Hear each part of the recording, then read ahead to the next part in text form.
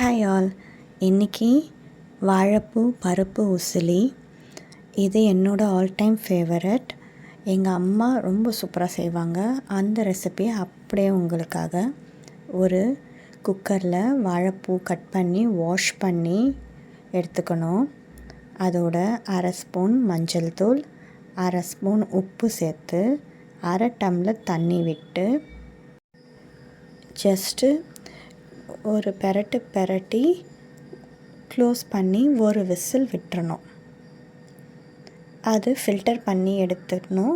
அப்புறம் வானிலையில் 4 வரமிளகாய் எண்ணெய் விட்டு வறுத்து எடுத்துக்கணும். இது கூட நம்ம கெட்டி பெருங்காயம் இருந்துச்சுன்னா ஒரு துண்டு போட்டு வறுத்து எடுத்துக்கலாம். நான் இன்றைக்கி தூள் பெருங்காயம் யூஸ் பண்ணுறதால நான் அப்படியே வெறும் வரமிளகாய் மட்டும் வறுத்து எடுத்துக்கிறேன்.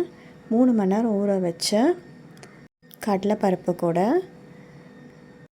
பெருங்காயத்தூள் சேர்த்து நல்லா கொரப்பாக வடை பதத்துக்கு அரைச்சி வச்சுக்கணும்.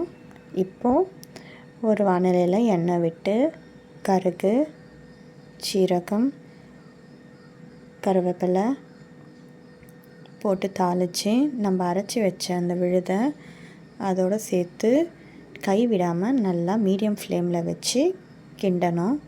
இதுக்கு எண்ணெய் அதிகமாக விட்டால் தான் பருப்பு நல்லா வெந்து செவக்க வரும்.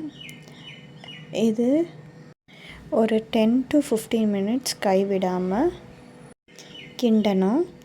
இது வெந்துருச்சான்னு பார்க்குறதுக்கு இது நல்ல அரோமா வரும். அது கூட பருப்பு செவந்து வரும். ப்ளஸ் இந்த பருப்பு நல்லா உதிரியாக வரும். இந்த மாதிரி உதிரியாக வந்துச்சுன்னா அது வெந்துருச்சுன்னு அர்த்தம். நல்லா இந்த கலரில் வந்துடணும்.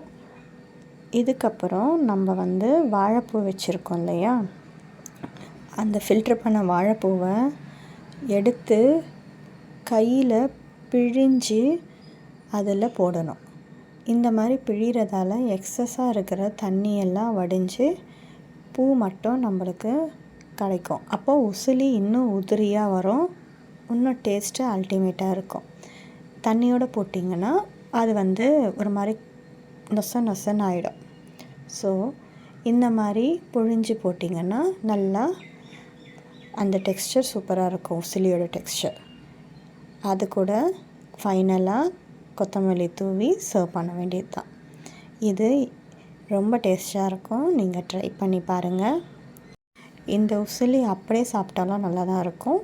சாப்பாட்டு கூடயும் சாப்பிட்லாம். தேங்க்ஸ் ஃபார் வாட்சிங்.